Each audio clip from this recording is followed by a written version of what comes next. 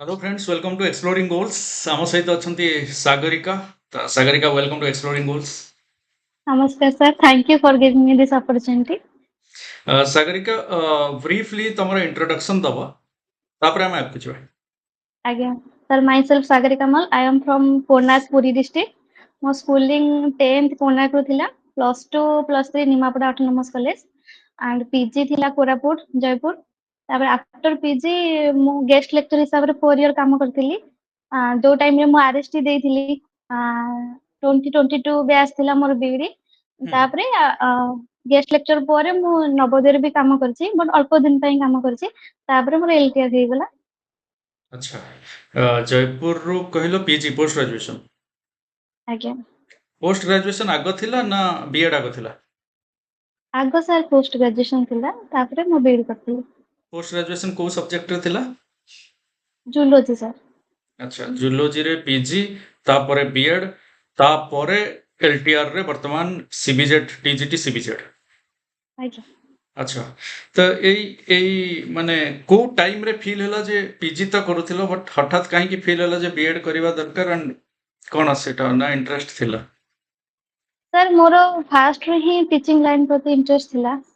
ମୁଁ ପିଜି ପରେ ଚାହୁଁଥିଲି ରିସର୍ଚ୍ଚ ଲାଇନ୍ ଯିବା ପାଇଁ, ହୁଁ। କିନ୍ତୁ ରିସର୍ଚ୍ଚ ଲାଇନ୍ ଆପଣ ବି ଜାଣିଛନ୍ତି ମୋର ଏବେ ବି ଇଚ୍ଛା ଅଛି, ମୁଁ ଟ୍ରାଏ କରୁଛି ନେଟ୍ ଗେଟ୍ କ୍ଲିୟର କରିକି ରିସର୍ଚ୍ଚ ଲାଇନରେ ଯିବା ପାଇଁ।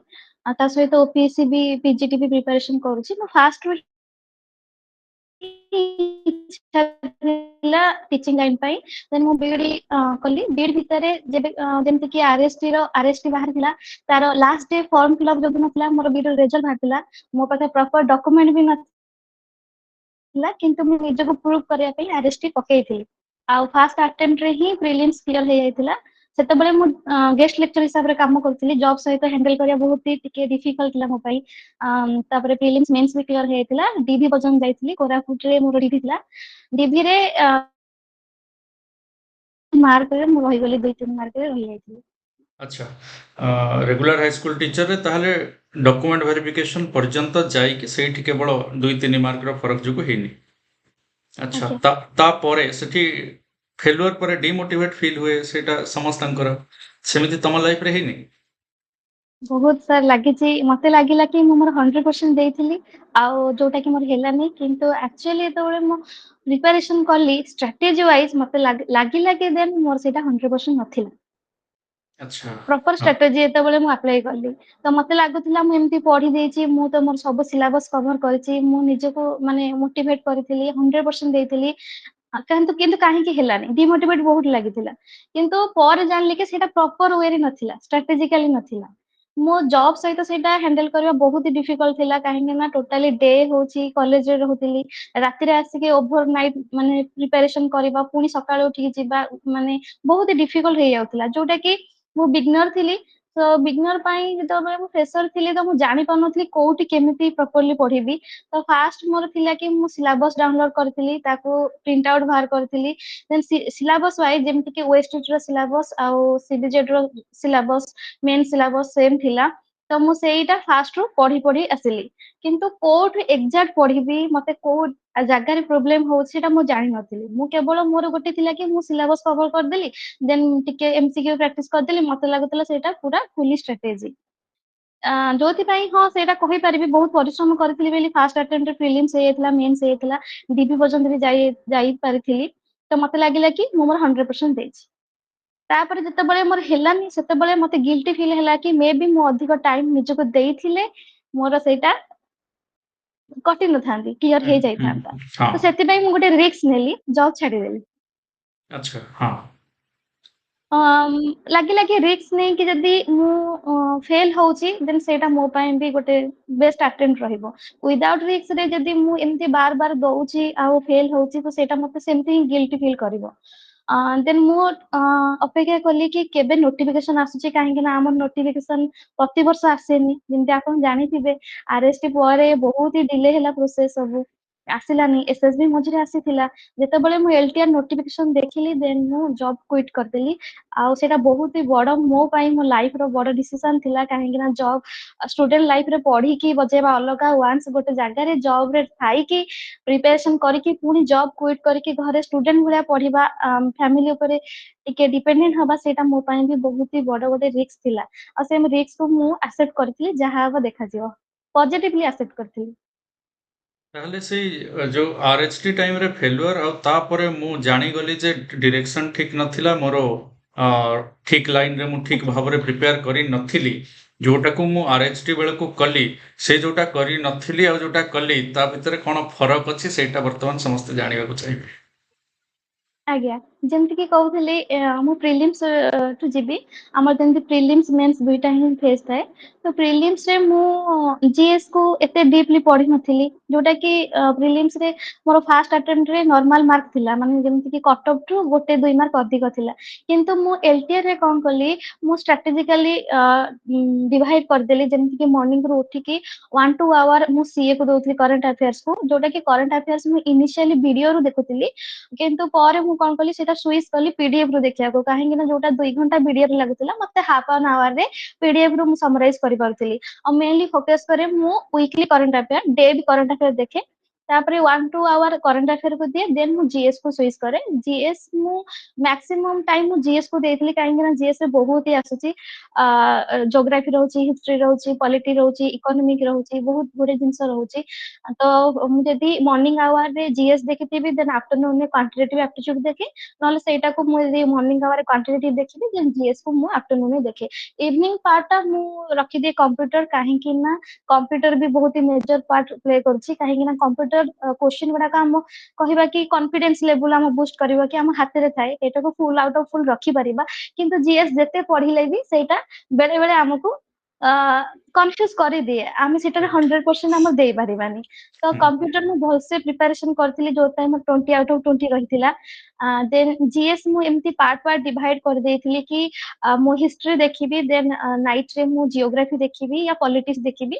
ତ ଏଇଭଳିଆ ମୁଁ କଣ କରୁଥିଲି ନା, ପଢି ପଢି ଯାଉଥିଲି। ୱିକଲି କଣ କରୁଥିଲି, ଟୋଟାଲ କୁ ରିଭାଇଜ କରୁଥିଲି। ମୋର ସଣ୍ଡେ କେବଳ ୱିକଲି ରିଭାଇଜ ହଉଥିଲା, ସେଦିନ ମୁଁ କିଛି ବି ପଢିନଥିଲି।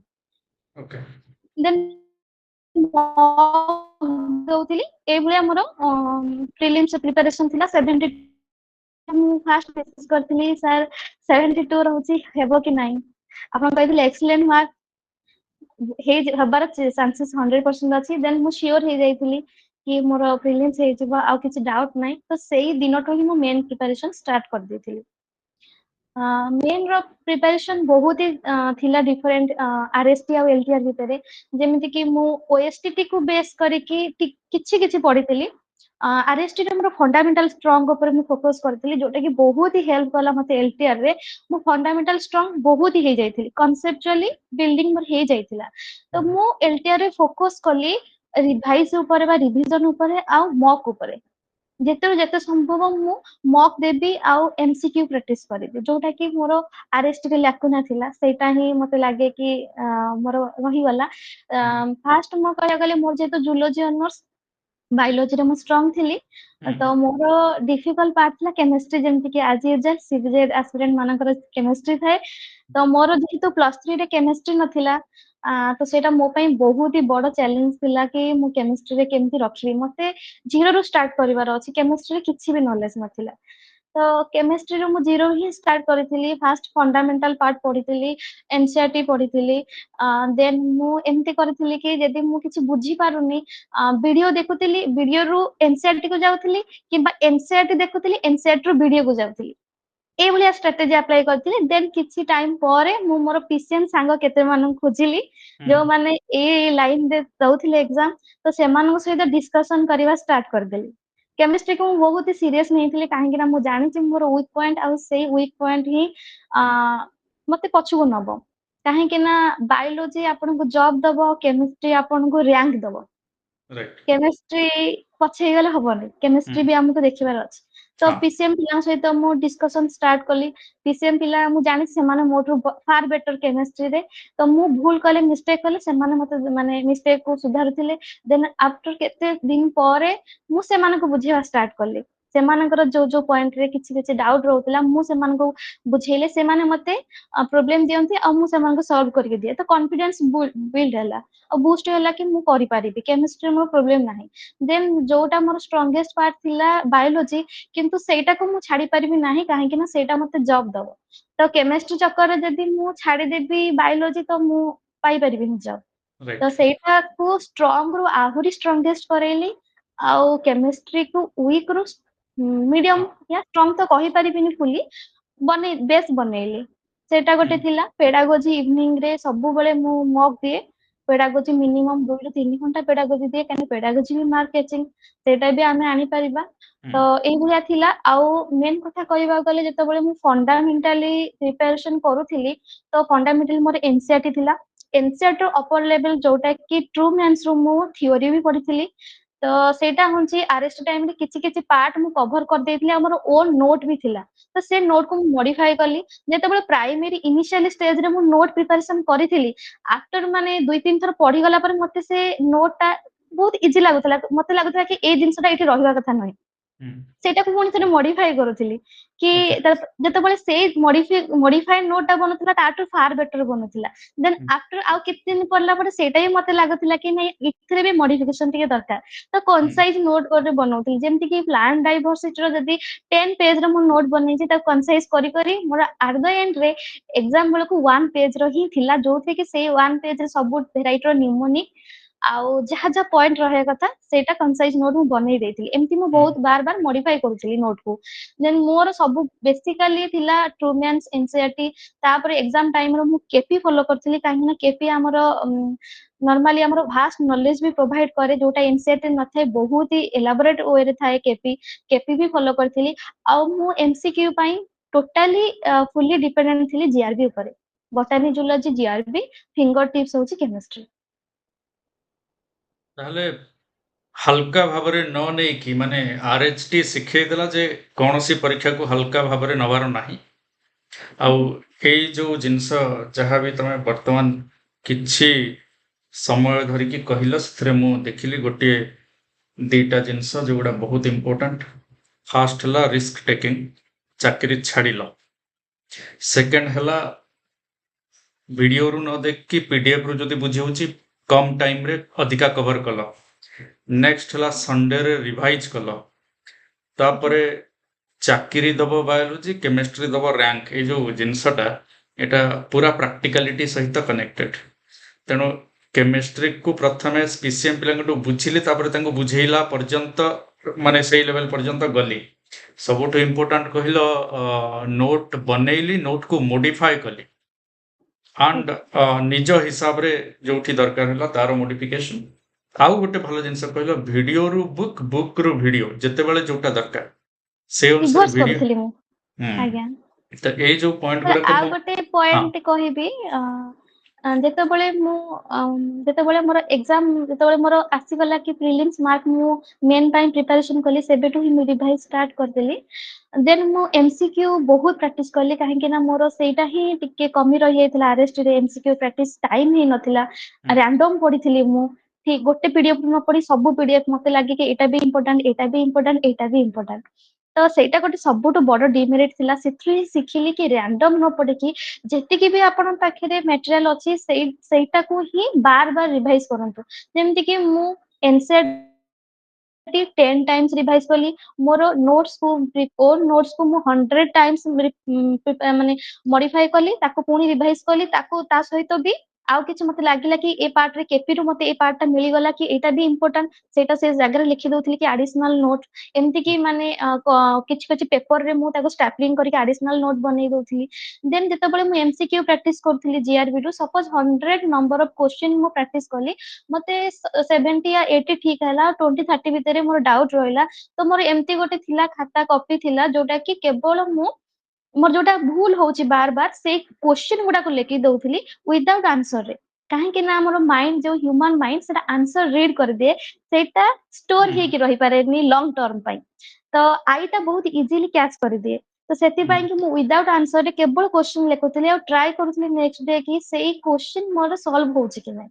ତ ଏଇଟା ଗୋଟେ ସବୁଠୁ ବଡ କହିବି ବେଷ୍ଟ ଷ୍ଟ୍ରାଟେଜି ମୋର ଥିଲା, ଯୋଉଥିପାଇଁ ମୁଁ ୱିଦାଉଟ୍ ଆନ୍ସର ରେ କ୍ୱେଶ୍ଚିନ୍ ସଲ୍ଭ କରୁଥିଲି। 20ଟା କ୍ୱେଶ୍ଚିନ୍ ରୁ ମୋର 7-8ଟା ଠିକ ହଉଥିଲା, ମ୍ୟାକ୍ସିମମ୍ ଠିକ ହେଇପାରୁନଥିଲା। ସେଇଠୁ ମୁଁ ଜାଣିଲି କି ମୋର ଆହୁରି ବି ଡେଭଲପ କରିବାର ଅଛି, କାହିଁକି ନା ସବୁ ଜିନିଷ ମନେ ରହୁନି, ବାର ବାର ପଢିବାର ଅଛି। ତାର ବ୍ୟାକଗ୍ରାଉଣ୍ଡ ଷ୍ଟଡି କଲି, ସେ ଯୋଉ କ୍ୱେଶ୍ଚିନ୍ ମନେ ରହୁନଥିଲା ତାର ବ୍ୟାକଗ୍ରାଉଣ୍ଡ କଣ ରହିଲା, କ୍ୟୁରିଓସିଟିରେ ପଢିଲି। ତ ଏ ସବୁ ଡେଭଲପ ହେଇଥିଲା ମୋର ଏମସିକ୍ୟୁ ସଲ୍ଭ କରିବାର। କାହିଁକିନା ବେଳେ ବେଳେ ଆସିଯାଏ ଦୁଇଟା ଅପସନ ଭିତରେ ମୁଁ କନଫ୍ୟୁଜ ହେଇଯାଏ, ଆଉ ସବୁବେଳେ ସେଇଥିରେ ହିଁ ମାଇନସ ମାର୍କିଂ ହୁଏ। ହୁଁ। ତ ଜାଣିପାରେନି କୋଉଟା ଠିକ ହବ, ଏଇଟା ବି ଲାଗେ ରାଇଟ୍। ସେଇଟା ବି ଲାଗେ, 50-50 ରେ ରହିଯାଏ। ତ ସେଇଟା ହିଁ ଆମକୁ ଜବ ଦିଏ ଆକ୍ଚୁଆଲି, କାହିଁକି ନା ନର୍ମାଲ କ୍ୱେଶ୍ଚିନ୍ ସମସ୍ତେ କରିବେ, ମିଡିୟମ ଲେଭେଲ କ୍ୱେଶ୍ଚିନ୍ 70-80% କରିବେ। ତ ମିଡିୟମ ରୁ ଟପ୍ ଲେଭେଲ କ୍ୱେଶ୍ଚିନ୍ ଯଦି ଆମେ ଆଟେଣ୍ଡ କରିପାରୁଛୁ ଆମକୁ ର୍ୟାଙ୍କ ମିଳିଯିବ ଇଜିଲି। ତାହେଲେ ସାଗରିକା, ଯେତେବେଳେ ଏଲଟିଆର ର ରେଜଲ୍ଟ ବାହାରିଲା ମତେ ଲାଗୁଛି ତମକୁ ଖୁସି ଲାଗିନଥିବ, କାହିଁକି ନା ତମେ ତ ଏକ୍ଜାମ ଯୋଉ ଦିନ ଦେଇଥିବ ସେଇଦିନ ହିଁ ଜାଣି ଯାଇଥିବ ଯେ ତମେ ସିଲେକ୍ଟ ହବ। ସାର୍ କହି ହୁଏନି କଟ ମାନେ ଜାଣି ଆଚ୍ଛା। ହୁଏନି କି କେତେ ତାହେଲେ କେତେ ମାନେ ଯିବ କଟ। ଜଣେ ଏବେ ଯଦି ଏସଏସବି ଟିଜିଟି ଆସିବାର ସମ୍ଭାବନା ଦେଖାଯାଉଛି ଯଦି ବା ଆରଏଚଟି ଆସିବ, ସେଥିରେ ଜଣେ କେବଳ ମେନ୍ କଥା ଯଦି କହିବା, ତାହେଲେ ମେନ୍ରେ 150ରୁ କେତେ ଟାର୍ଗେଟ ରଖିବା କଥା? ଏସଏସବି ଟିଜିଟି ସାର୍ ମୁଁ ତ କହୁଛି କି ଯଦି ଆପଣ 100 ଏଭବ ରଖୁଛନ୍ତି ତ ସେଫ୍ ଅଛନ୍ତି। ଜାଣିବି କି ହଉଛି, ଯଦି 95 ରୁ 85 ରୁ 90 ଭିତରେ ରଖୁଛନ୍ତି ତ ରିସ୍କ ତ ବହୁତ ଅଧିକ ଅଛି। ତ ଟ୍ରାଏ କରନ୍ତୁ 100 ହବ, କାହିଁକି ଯେତେ ଟାର୍ଗେଟ ଅଧିକ ନେବେ ତାଠୁ ଟିକେ ତ ଲୋ ରହିବ, ତ ଟାର୍ଗେଟ ସବୁବେଳେ ଅଧିକ ନେବାର ଅଛି। ଓକେ। ତମର ଏଲଟିଆର ରେ ଟାର୍ଗେଟ କେତେ ଥିଲା ମେନ୍ରେ? ସାର୍ ମୋର ଟାର୍ଗେଟ ଥିଲା 100 ଏଭବ ତ ଥିଲା, କିନ୍ତୁ ଆପଣ ଜାଣିଛନ୍ତି କେମିଷ୍ଟ୍ରି ବହୁତ ପ୍ରିପାରେସନ କରିଥିଲି, କିନ୍ତୁ କେମିଷ୍ଟ୍ରି କ୍ୱେଶ୍ଚିନ୍ ହିଁ ଏ ଇୟର ଟିକେ ବହୁତ ଡିଫିକଲ୍ଟ ଆସିଯାଇଥିଲା। କାହିଁକିନା ସବୁ ପ୍ରିଭିୟସ କ୍ୱେଶ୍ଚିନ୍ ଯେତେବେଳେ ମୁଁ ଆନାଲିସିସ୍ କରିଥିଲି ସବୁ ଇୟର ର କ୍ୱେଶ୍ଚିନ୍ ଲେଭେଲ ଚେଞ୍ଜେସ୍ ହଉଛି କେମିଷ୍ଟ୍ରି। ତ ଯେମିତି ସିଏସଟି ରେ ଥିଲା, ଆରଏସଟି ରେ ପୁରା ଲେଭେଲ ଅଲଗା ଥିଲା, କାହିଁକିନା ଏନସିଆରଟି ପ୍ୟାଟର୍ନ ଥିଲା। ଆରଏସଟି ଟୁ ଏଲଟିଆର କେମିଷ୍ଟ୍ରି ପ୍ୟାଟର୍ନ ପୁରା ଡିଫିକଲ୍ଟ ଥିଲା, ଯୋଉଟା କି ଆଇଆଇଟି ରୁ କ୍ୱେଶ୍ଚିନ୍ ପକେଇ ଦେଇଥିଲେ କେତେଟା। ତ ସେଇ କେମିଷ୍ଟ୍ରି ପାଇଁ ଟିକେ ସମସ୍ତଙ୍କର ମାର୍କ ବି କମିଲା, ମୋର ବି କମିଲା। ଠିକ ଅଛି, ବଟ୍ ମୁଁ ଭାବୁଛି ଯେ ଏଇ ଯୋଉ ଡିସ୍କସନ ରହିଲା ଏଥିରେ ନିଶ୍ଚିତ ରୂପେ ଯୋଉ ଆସ୍ପାରାଣ୍ଟସ୍ ମାନେ ଅଛନ୍ତି ତାଙ୍କୁ ଗୋଟେ ରାସ୍ତା ମିଳିବ, କ୍ଲିୟର କଟ୍ ରାସ୍ତା ମିଳିବ କି 1000ଟା ଜିନିଷ ପଛରେ ନ ପଡ଼ିକି କମ୍ପ୍ଲିଟଲି ଡେଡିକେଟେଡଲି ପ୍ରିପେୟାର କରିବାକୁ ପଡ଼ିବ। କୌଣସି ଜିନିଷକୁ ହାଲକା ଭାବରେ ନ ନେଇକି ହଁ ଟିଚିଂ ଏକ୍ଜାମ ତ ହେଇଯିବ ଏମିତି ଭାବରେ ଭାବିଲେ ହବ ନାହିଁ। ଆଉ ଗୋଟେ ଥର ଯେତେବେଳେ ନ ହବ ସେତେବେଳେ ତାର ଇମ୍ପୋର୍ଟାନ୍ସ ବଢିଯିବ, ତା ଯୋଗୁଁ ଷ୍ଟ୍ରେସ୍ ବି ବଢିଯିବ। ତେଣୁ ବହୁତ ସେକେଣ୍ଡ ଟାଇମ୍ ପୁଣି ରିସ୍କ ବେଶୀ ଆସିବ। ତେଣୁ ଯେତେ ଅଧିକା ଫେଲ୍ ହବ ସେତେ ଅଧିକା ପ୍ରେସର ଷ୍ଟ୍ରେସ୍ ବି ଆସିବ। ତେଣୁ ଧନ୍ୟବାଦ ସାଗରିକା। ଲାଷ୍ଟ କ'ଣ କହିବ ଯେଉଁମାନେ ଆସ୍ପାରାଣ୍ଟସ୍ ଅଛନ୍ତି ତାଙ୍କ ପାଇଁ, କେମିତି ଫେଲୁଅର ସହିତ ଡିଲ୍ କରିକି ପ୍ରିପେୟାର କରିବେ ସକ୍ସେସଫୁଲ ହେବେ? ଗୋଟେ ହିଁ ପଏଣ୍ଟ କହିବି, ବାର ବାର ରିଭାଇଜ କରନ୍ତୁ, କନସିଷ୍ଟେନ୍ସି ରଖନ୍ତୁ, କାହିଁକିନା ହ୍ୟୁମାନ ମାଇଣ୍ଡ ଆଜି ଇଚ୍ଛା ହବ ପଢିବା ପାଇଁ, କାଲି ବୋର ଲାଗିବ, ତା ପରଦିନ ଟିକେ ସୋସିଆଲ ମିଡିଆରେ ଆକ୍ଟିଭ ରହିବାକୁ ପଡିବ। ସେଇଟାକୁ ଫାଷ୍ଟ କଣ୍ଟ୍ରୋଲ କରନ୍ତୁ, କନସିଷ୍ଟେନ୍ସି ରୁହନ୍ତୁ, ଯାହା ବି ହେଇଯାଉ ନା କାହିଁକି ମୁଁ କରିବି, ମତେ ଏଇଟା କରିବା ନ କଲେ ମତେ ଲାଗୁନି ସକ୍ସେସ ମିଳିବ। ସାକ୍ରିଫାଇସ୍ ଫାଷ୍ଟ, ଡିସିପ୍ଲିନରେ ରୁହନ୍ତୁ, ଦେନ୍ ଯେତେରୁ ଯେତେ ସମ୍ଭବ ରିଭାଇଜ ସହିତ ମକ୍ ଦିଅନ୍ତୁ। କାହିଁକିନା ମକ୍ ଦେଲେ ହିଁ ଆପଣ ସିଲି ମିଷ୍ଟେକ୍ ଧରି ପାରିବେ କି ମୋର ସିଲି ମିଷ୍ଟେକ୍ କୋଉଠି ହଉଛି। ଲାଗୁଥିବ ତ ଏଇଟା ଇଜି କ୍ୱେଶ୍ଚିନ୍ ମତେ ଆସିଯିବ, କିନ୍ତୁ ବହୁତ ଇଜି କ୍ୱେଶ୍ଚିନ୍ ହିଁ ଏକ୍ସାମ ରେ ଭୁଲ ହୁଏ। ଆଚ୍ଛା। ମକ୍ ଦେଲେ ହିଁ ନିଜକୁ ଆନାଲିସିସ୍ କରିପାରିବେ କି ମୋର ତ ସବୁବେଳେ ଇଜି କ୍ୱେଶ୍ଚିନ୍ ଭୁଲ ହୁଏ ଆଉ ହାର୍ଡ କ୍ୱେଶ୍ଚିନ୍ ଗୁଡା ଠିକ ହେଇଯାଏ। ସେଇଠୁ ହିଁ ମୁଁ ଜାଣିଲି କି ମୋର ଆହୁରି ଫଣ୍ଡାମେଣ୍ଟାଲ ଉପରକୁ ଯିବାର ଅଛି, କାହିଁକି ନା ମୁଁ ଯେହେତୁ ବିଏସସି ଏମଏସସି ପିଲାଙ୍କୁ ପଢଉଥିଲି ତ ମୋର ବହୁତ ହି ଡେପ୍ଥ ନଲେଜ ଥିଲା, ଫଣ୍ଡାମେଣ୍ଟାଲି ଟିକେ ଟିକେ ଭୁଲ ହଉଥିଲା। ସେଥିପାଇଁ ଟପ୍ କ୍ୱେଶ୍ଚିନ୍ ଗୁଡାକ ଠିକ ହେଇଯାଉଥିଲା ଆଉ ଇଜି କ୍ୱେଶ୍ଚିନ୍ ଗୁଡାକ ମିଷ୍ଟେକ୍ ହେଇଯାଉଥିଲା। ତ ତାପରେ ମୁଁ କାମ କରିଥିଲି ଇଜି କ୍ୱେଶ୍ଚିନ୍ ଆଉ ମିଡିୟମ କ୍ୱେଶ୍ଚିନ୍ କୁ କେମିତି ବାଲାନ୍ସ କରିପାରିବି। ଏକ୍ଜାକ୍ଟଲି, ତେଣୁ ଟାଇମ୍ ସେଇ ଅନୁସାରେ ଟାଇମ୍ ମ୍ୟାନେଜମେଣ୍ଟ କରିବାକୁ ପଡ଼ିବ। ସୋସିଆଲ ମିଡ଼ିଆରୁ ଟିକେ ସନ୍ନ୍ୟାସ ନେବାକୁ ପଡ଼ିବ। ତା ଆଜ୍ଞା ସହିତ ଏକ୍ଜାକ୍ଟଲି ମାନେ ଯୋଉଟା ତମର ନିଜର ଟାର୍ଗେଟ, ଯୋଉଟା ଗୋଟିଏ ଜିନିଷ, ମାନେ ସେଇ ଗୋଟିଏ ହିଁ ଜିନିଷ ଦେଖାଯିବା ଦରକାର ଯେ ମୋର ଯାହା ବି ହେଇଯାଉ ମୁଁ ସକ୍ସେସଫୁଲ ହବାର ଅଛି। ଆଉ କରିବାର ହିଁ ଅଛି। ଏବେ ନୋଟିଫିକେସନ ଆସିବ ତାପରେ ପଢିବି କି ଆଡମିଟ କାର୍ଡ ଆସିଲେ ଯାଇକି ପଢିବି, ଏ ଟାଇପର ହେଲେ ଏଇ ଜିନିଷ ନୁହଁ। ତମେ କହିଲ ଯେ ମକ୍ ଟେଷ୍ଟ ଦଉଥିଲ, ମକ୍ ପ୍ରିପେୟାର କରିବାକୁ ପଡେ, ମକ୍ ଦେଲେ ଯାଇକି ହିଁ ଜଣା ପଡେ ଯେ ଆକ୍ଚୁଆଲି କୋଉଠି ଅସୁବିଧା ଅଛି ସୁବିଧା ଅଛି। ଏକ୍ଜାକ୍ଟଲି ମକ୍ ଟେଷ୍ଟ ପାଇଁ କ'ଣ ଫଲୋ କରୁଥିଲ?